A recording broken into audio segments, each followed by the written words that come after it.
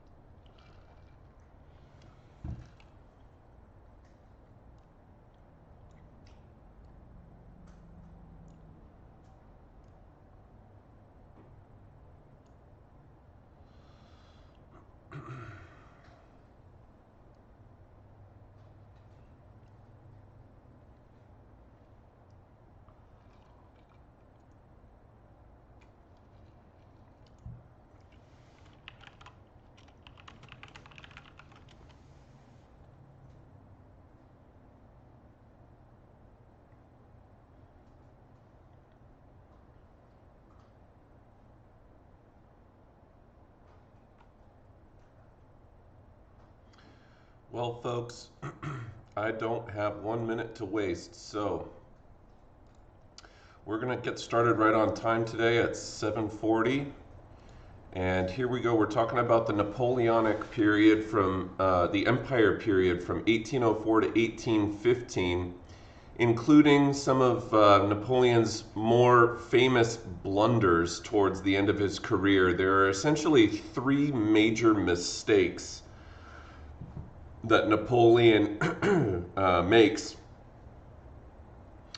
when he becomes emperor, or shortly after he becomes emperor. But let's talk about his crowning. So it takes place at Notre Dame Cathedral in Paris, which had, if you remember, temporarily been renamed the Temple of Reason by Maximilien Robespierre. But anyway, in 1804, Napoleon crowned himself emperor, and he was hoping to preempt plans of royalists to restore Bourbons to the throne. In other words, he's doing it, he's preempting, meaning he's not going to wait for the Bourbons to make a claim on the throne. He's going to name himself emperor. He believed that an empire was a necessary move for France to be able to maintain and expand its influence throughout Europe. Now, of course, Napoleon saw himself as a liberator. He was a student of the Enlightenment, and he felt that the French Revolution and the forces of, French nationalism would pull people to the side of the French.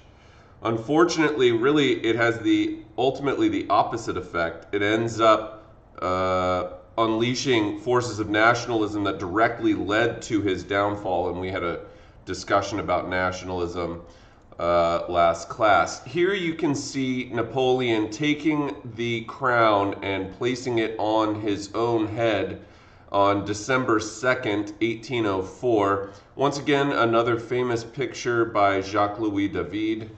And then here is Napoleon sitting on his imperial throne, and you can see certain elements of this that look very regal. In other words, very kingly, right? He looks like a king sitting on a throne. And there are other paintings of Napoleon as well where he is painted in this kind of royal clothing. Now, you might remember that the colors of France are actually blue and yellow. Before the Revolution, the old school Bourbon French flag prior to the Revolution, which changed it to the one that you all know, which is the what's called the tricolore, or the three colors, red, white, and blue, just the bars of red, white, and blue. Before that, it was just a blue flag with a fleur-de-lis, which is like it kind of looks like on a deck of cards, like a spade. It's not the same thing though. But anyhow, fleur-de-lis, that was the old school one, and Napoleon deliberately chose red for his clothing because he saw himself as a very Julius Caesarian type of figure, okay? And the Roman imperial colors were red, and so he chose that. Whoops. Okay, so the Grand Empire. Beginning in 1805, Napoleon engaged in constant warfare, particularly with Britain.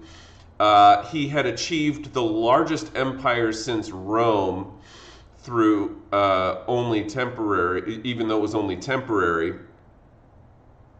Here's the thing that's kind of unusual, the French Empire was very vast and very powerful, but Napoleon is kind of one of these flash in the pan figures. The more he conquers, the more unstable the places are that he conquers, and the more difficult it becomes to maintain control of them. But nonetheless, for a time, France extended to the Rhine River, including Belgium and Holland, the German coast to the western Baltic, and down the Italian coast extending to Rome. And then he had a number of dependent, those places that he didn't formally control as part of the French Empire, he had put into place a number of appointees on the throne in various places in Europe. So, Confederation of the Rhine, his brother Joseph Bonaparte, I told you, became King of Spain in 1808. His youngest brother Jerome became the King of Westphalia, which is a part of the Holy Roman Empire at that time. His other brother Louis was King of Holland for 6 years before Napoleon had him removed, and then just incorporated Holland into France. In terms of Italy, his sister Caroline became Queen of Naples. Lombardy, Venice, and the Papal States were ruled by his stepson, which was Josephine Beauharnais' kid.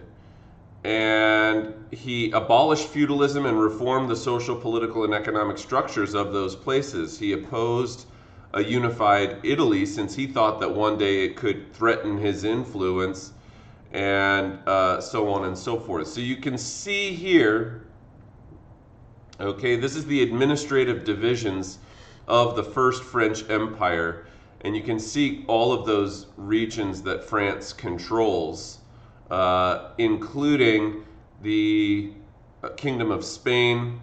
The Swiss Confederation was under Napoleon's rule at this time, and so on. Independent states included Austria, Prussia, and Russia, but they were allied. They were forced to be allied with Napoleon because otherwise he would have destroyed their armies. So they were allied for a while at least. All countries of the Grand Empire saw the introduction of some of the main principles of the French Revolution. The notable exception was that there was no self-government through elected legislative bodies. It's just they've taken them over, and they're forcing them through enlightened despotism to embrace certain other principles like religious toleration or whatnot. But there is no real self-government because it's not elected. Napoleon's just the emperor, and that's that. Initially, Napoleon was supported by commercial and professional classes who supported the Enlightenment. But repression and exploitation eventually turned his conquered territories against him. He started using conscription into the French army, which means that you are essentially holding a draft. You're forcing people, no matter what they do, to serve. And then higher taxes in those areas controlled by Napoleon, while taxes in France were lowered.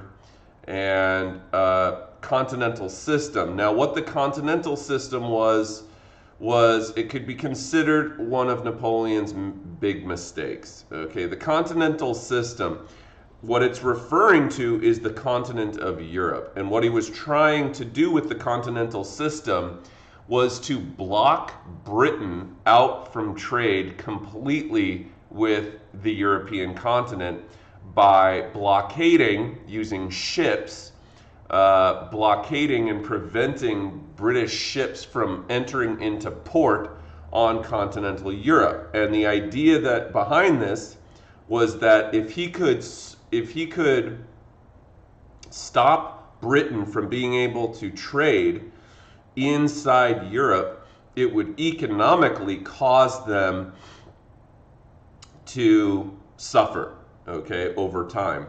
And the problem with that was that there were a lot of places, Russia included actually, that really liked trading with Britain. And so because Napoleon didn't control the whole continent, and Austria and Prussia and Russia were independent, and each of them in some form or another traded with Britain basically, particularly though Russia, they kept on trading with Russia with Britain behind Napoleon's back, okay, secretly. In particular, I know this happened in the case of Russia. That's why I'm bringing it up. So here's the deal with this. the continental system relied on the French Navy to prevent British ships from being able to enter into the continent.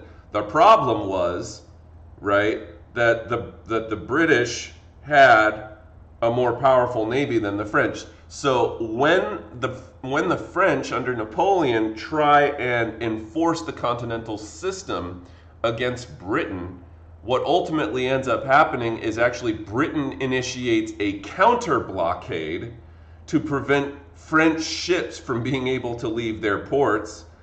And that blockade is actually really good. It's actually more effective than the French blockade was of preventing the British ships from entering the ports. And so this results in, number one, not really doing much to help, stick it to the British, okay? Because they continue smuggling goods into Europe through Russia. And number two, when it comes to wartime, then the French Navy is stuck because this counter blockade that the British have set up against them is actually effective and works better. So the continental system was this whole economic plan to prevent Britain from trading in continental Europe, lock them out of the continent, if you will. But it basically just blows right up in Napoleon's face and doesn't really do, number one, what it's supposed to do, and then beyond that, made a situation made worse is that it actually results in something bad happening in France in the form of a counter blockade during wartime, which is difficult for them to get around. So, moving on to the War of the Third Coalition from 1805 to 1807. In 1803, Napoleon began preparations to invade Britain, and in 1805, Britain allied themselves with Austria, and the coalition was complete when Alexander I of Russia joined in. Napoleon's conquest of Italy convinced Russia and Austria that he was a threat to the balance of power in Europe, which was what most legitimate monarchs in Europe wanted to maintain, was, simply a balance of power. The Battle of Trafalgar, if you go to England, I don't have time to pull this up for you today, but if you go to England, in the center of London, there's a giant square called Trafalgar Square.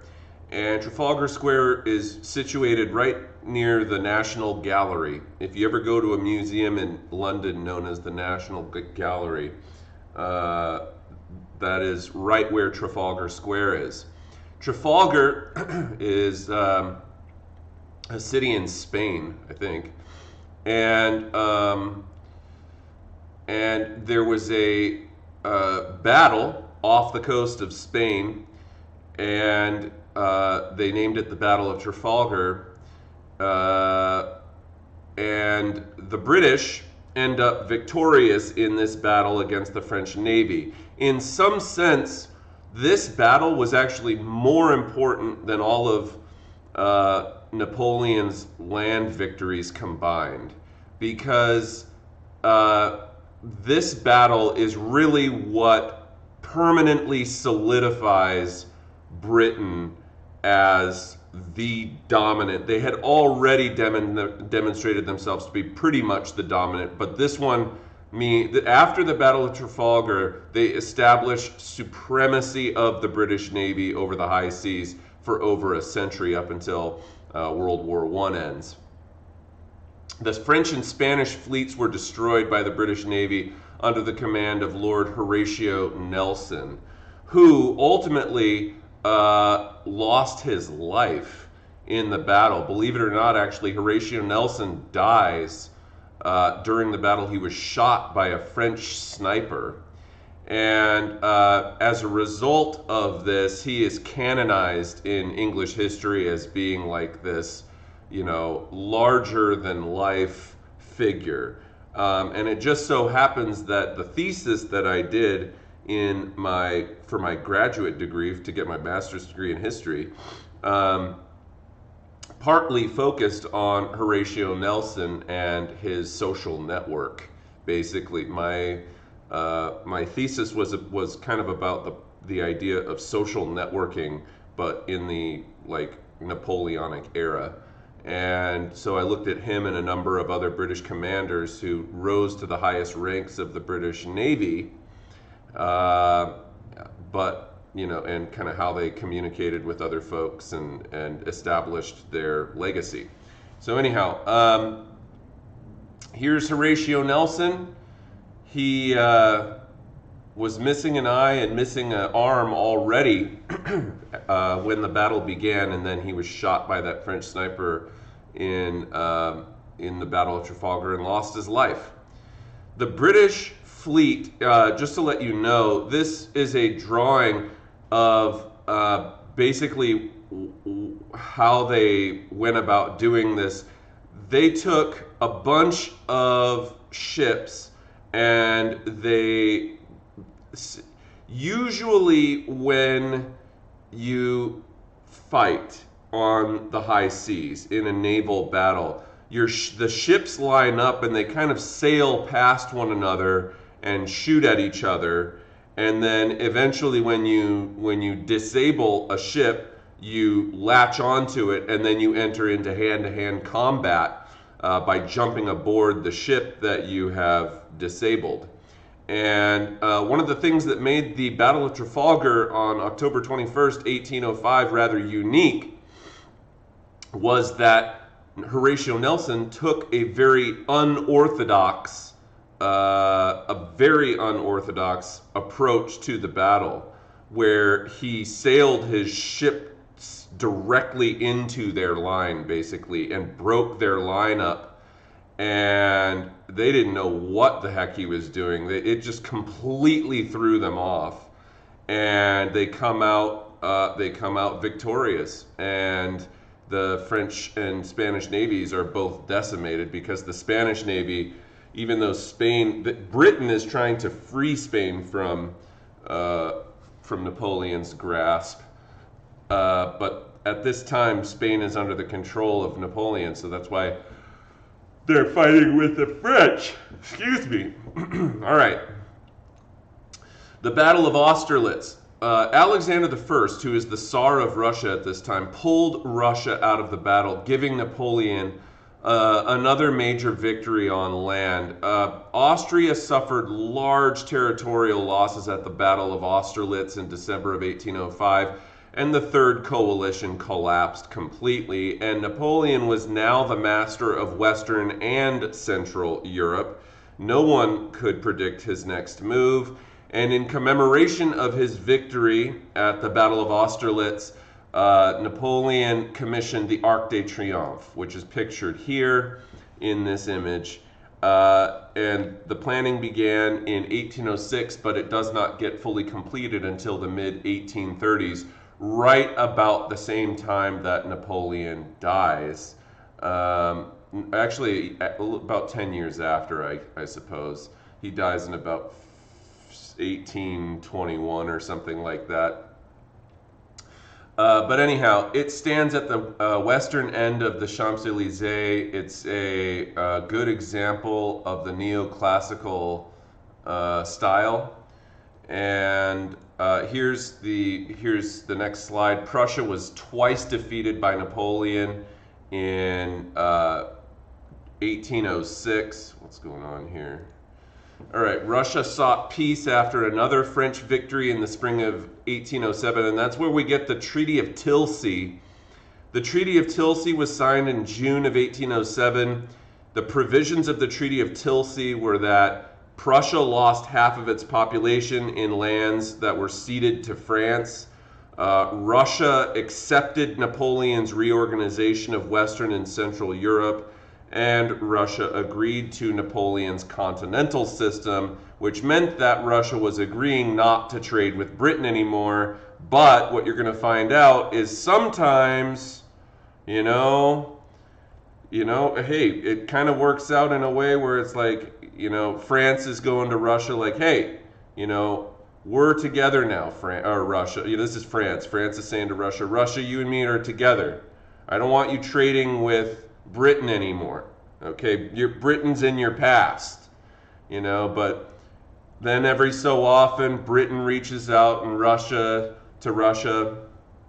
saying things like, you know, remember the olden days when we used to trade, and you know, and Russia, you know, they ignore it. No, I'm with France now, you know, and then eventually, but you know, you start stepping out and trading, you know, behind France's back, and lo and behold, France is gonna find out. Okay, France is gonna find out every time, right? So you don't do that. That's why you don't do that.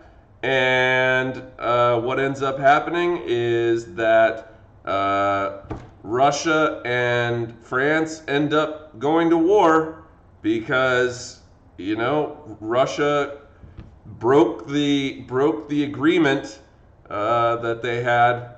So anyhow, that gives you, it's a little life lesson for you there. All right. In many ways, the treaty represented the height of Napoleon's success. French and Russian empires became allies mainly against Britain. Alexander I of Russia accepted Napoleon's domination of Western Europe. France continued to occupy Berlin and enjoyed increased control in Western Germany. And they reorganized Germany at this time with Prussia and Austria defeated. Napoleon decides we got to reorganize this place. He consolidated about 300 small German states into several large ones. The Confederation of the Rhine, where 15 German states, excluding Austria, Prussia, and Saxony, were established. The Holy Roman Empire was abolished, basically. The Kingdom of Westphalia was established, which ended they ended serfdom. And really, it sparked nationalism in Germany, which previous to this, because the Holy Roman Empire, which was what the modern-day lands of Germany used to be called, the Holy Roman Empire used to be this massive, fragmented group of states, principalities, bishoprics, and things like that. And so they didn't have a whole lot of national unity in Germany for a long time until Napoleon essentially conquers them and starts reorganizing it.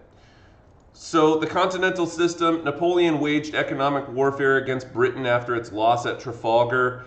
After the Battle of Trafalgar, when the French Navy lost to the British, it became clear that France would never take over Britain, and Britain would be like the most stalwartly opposed nation to Napoleon's rule, and they would continue to use their navy to try to thwart whatever attempts that he was making against them. So the Berlin Decree of 1806 intended to starve Britain by closing ports on the continent to British commerce. They ended up coercing Prussia, Russia, Denmark, Portugal, and Spain through military threats to adhere to their agreement at the Treaty of Tilsit.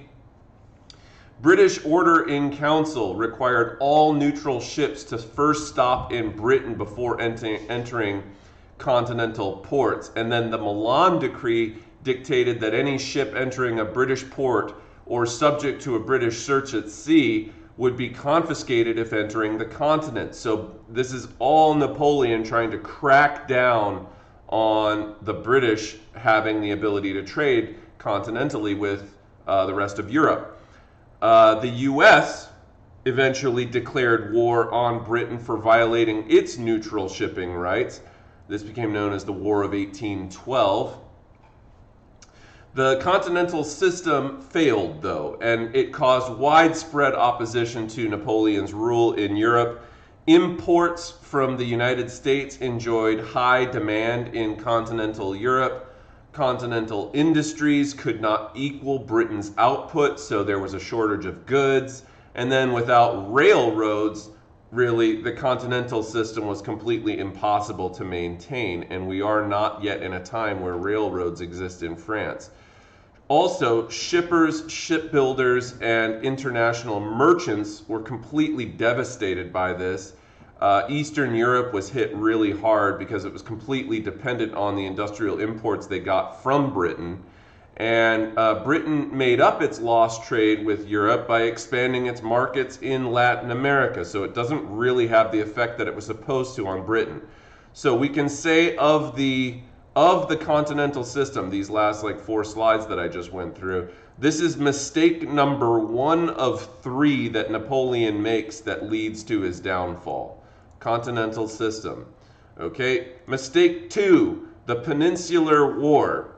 The Peninsular War happens from 1808 to 1814. It's the first great revolt, national-led revolt, against Napoleon's power. And it occurs in Spain when basically it really bothered Spain, or excuse me, it bothered the Spanish that Napoleon had put his younger brother as the king of Spain. They didn't like that, okay?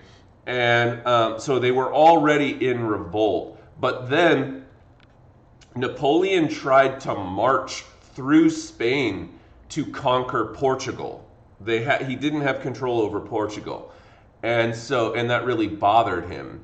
And so he was marching his military through Spain, which they already were like revolting against his brother.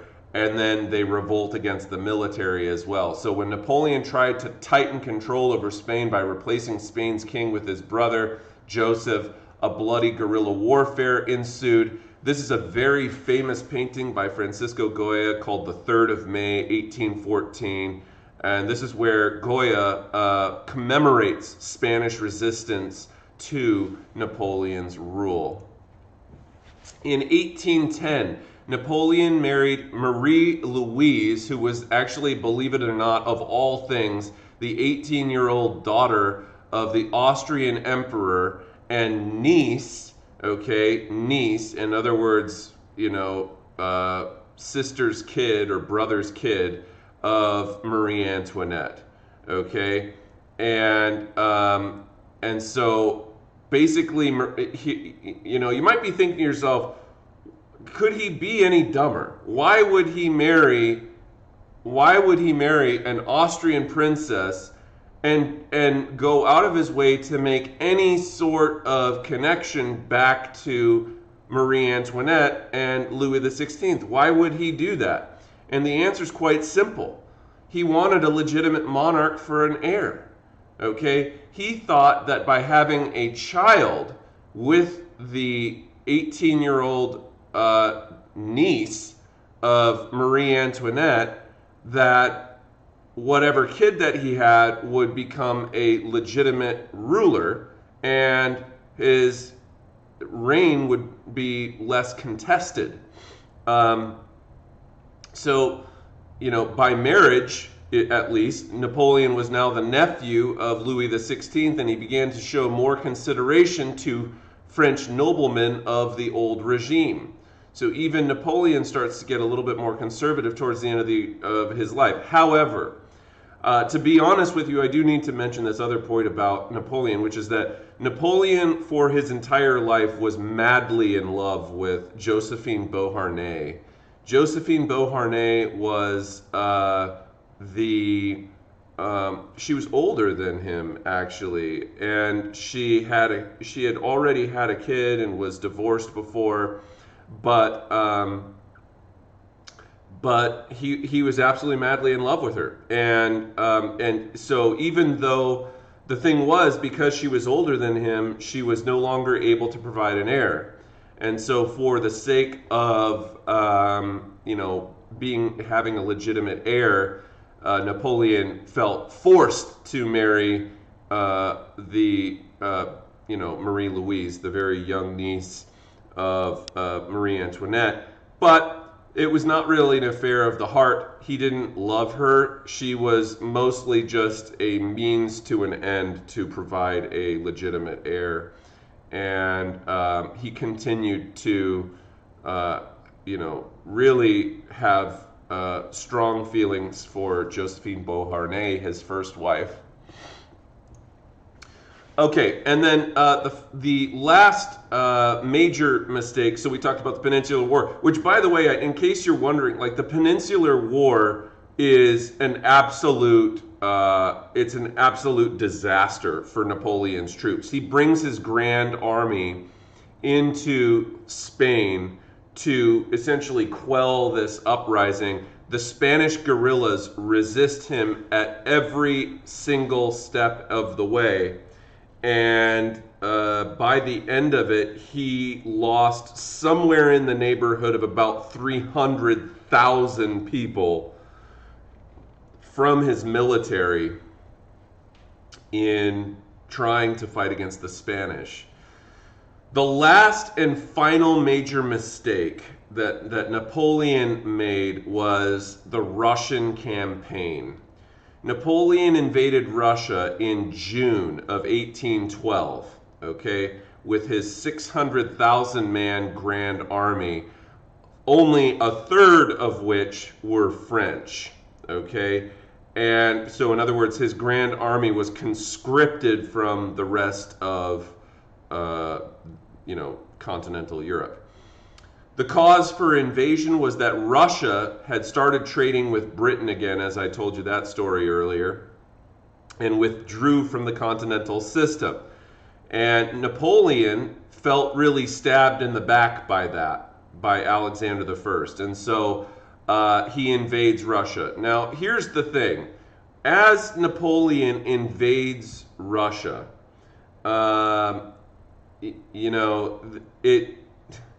it doesn't go well. The troops in Russia start pulling back and drawing Napoleon further and further and further in. This is called, and then while they were at it, when they would retreat, they would burn down all of the lands and kill livestock and other things. And this meant that as the French progressed further into the interior of Russia, as the months passed by, June turns to July, July turns to August, August turns to September, and by the time that you get to October, it's now no longer a nice, sunny, hot day. It's cold, it's snowy, and it's miserable, and the ground is frozen, not to mention you're starving because of this scorched earth policy that the Russians used of burning down their own lands as they retreated into the interior of Russia to draw Napoleon further inwards. And it worked like a charm. The Battle of Borodino, which is on this last slide, the Battle of Borodino ended in a draw with the Russians retreating in good order. And where do they go but into they go directly into Moscow, and then they light Moscow on fire. They literally, this is how crazy the Russians are. You can't, the lesson to be learned about going to war with Russia is don't go to war with Russia. That's the main lesson to learn.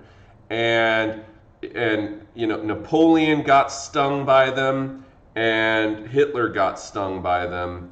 Both more or less for the same reason, which is that the Russians are ruthless, and the winters there are absolutely miserable. So as Napoleon is approaching Moscow, he sees like this glow, and he realizes, oh my gosh, these guys have just burned down one of the largest cities in their country just to create chaos so that the French wouldn't be able to take it over. So for about 4 weeks, 3 to 4 weeks, I guess this says 5 weeks, during the brutal Russian winter due to the Russian scorched earth tactics, okay, and not being able to gain any semblance of control over what was going on in Moscow, basically Napoleon just kind of throws up his hands and he's like, well, I guess we got to go home. But now they're marching home in the cold. Okay, it's now mid-October, late October, and they're going to have to march back November, December, January. They are going to be absolutely freezing. Not to mention, interesting side fact, the metal clasps on the uniforms of the French soldiers at this time were made out of tin. And if you know anything about tin as a metal, when you freeze tin, it becomes extremely brittle and breaks. And so all the clasps on their uniforms broke, so they wouldn't close shut anymore. Okay, the horses are dead. They're marching back in the dead of winter where the ground is frozen, but it's also been burned over from just 3 months earlier when they were marching into Russia and the Russians were using scorched earth tactics. So the whole thing is a mess. You can see this famous painting here of Napoleon's retreat. And to make a bad situation worse, as they're retreating in the cold with their broken clasps in their uniforms and their starvation and their disease and their freezing, okay, the Russians then start attacking them from behind. So they start running raids against Napoleon's retreating troops. Of the 600,000 people, okay, that entered into Russia, only 30,000 of them return, okay? And that is that's high by some other estimates that I've heard of, okay? There's some estimates that put the number of people who survived as low as 10 to 15,000, okay? So we are talking about tremendous attrition rates, okay? It resulted in terrible, terrible defeat for Napoleon. And when he was racing home, he wanted to raise another army while Austria and Prussia deserted Napoleon and joined Russia and Great Britain to, this is their opportunity now because they know that Russia was really hard on Napoleon's military, so they don't want to give him a chance to rebound from that. And that's where we get the War of the Fourth Coalition. The Battle of Leipzig is where Napoleon is defeated in October of 1813. He refused what were known as the Frankfurt proposals to restore France to its traditional size. And the Quadruple Alliance of Britain, France, Austria, and Prussia formed in March of 1814, each providing 150,000 soldiers to enforce the peace. Napoleon abdicated his position in April of 1814 when his highest military officer stopped listening to him. The Bourbons were restored to the throne, and Napoleon was sent off to the island of Elba. So this was the first Treaty of Paris of 1814. Napoleon gets exiled to the island of Elba. He is considered to be a sovereign with an income from France. But other than that, he's supposed to be gone. They believe he's been gone. But Napoleon's kind of like, you know, when you think the bad guy is dead at the end of the movie, and then all of a sudden you see like the hand come out of the trash pile, and it's like, oh my gosh, he's still alive. All right, that's Napoleon in this time. He finds a way to escape, okay, from, we'll talk about the Congress of Vienna later. Okay, the Congress of Vienna was when the major powers of Europe, including France, met to redraw the territorial lines after Napoleon's defeat. But that's this is a little bit out of order. So, the 100 days, okay, let's talk about this. The 100 days are from March to June of 1815. This is Napoleon's last stand, where he tries to come back to France and reclaim the throne as French emperor. Napoleon capitalized on the stalled talks at the Congress of Vienna and escaped Elba for France.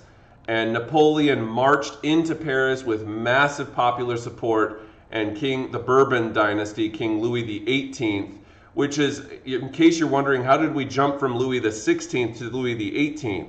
Well, technically, when Louis was beheaded in January of 1793, when he was beheaded, he had a son named Louis, who technically then became Louis XVII, okay, but he died from malnourishment in prison. And then Louis XVI's younger brother, who also happened to be named Louis, okay, was the one who became the new king of France. Okay, and he was Louis the 18th, widely unpopular. He was hated by the French people.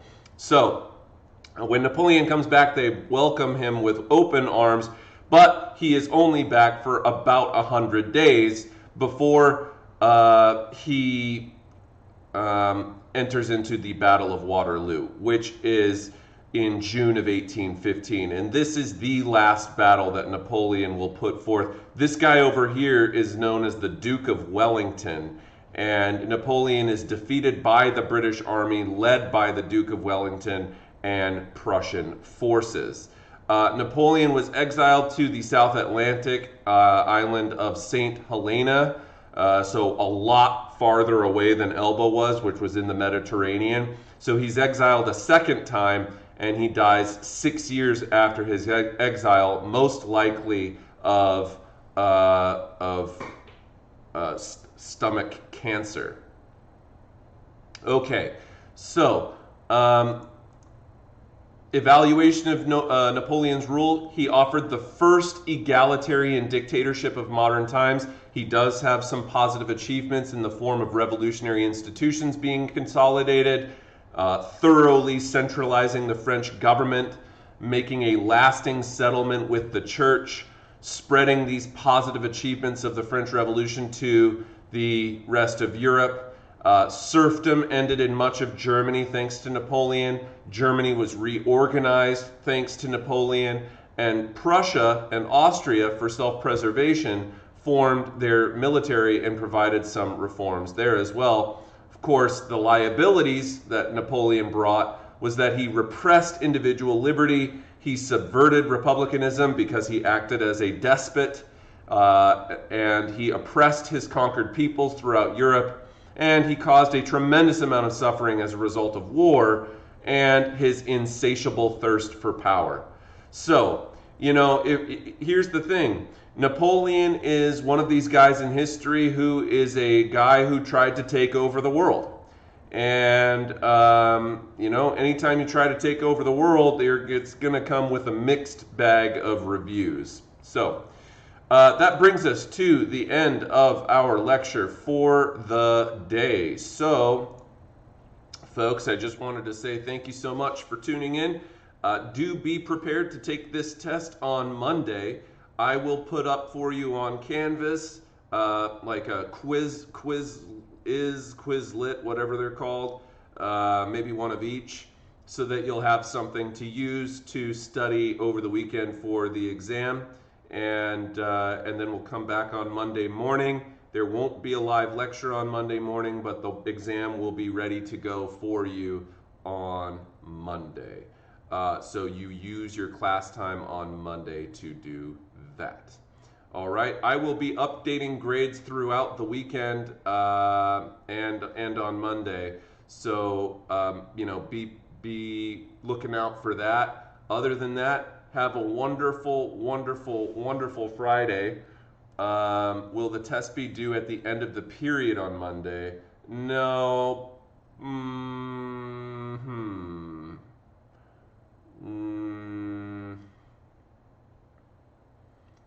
My suggestion is get it done by the end of the period is my official stance on that. Get it done by the end of the period. You should be doing the test during the class time. Okay, that's my official stance on that. All right. So, have a wonderful weekend, everybody, and make good decisions. Bye-bye.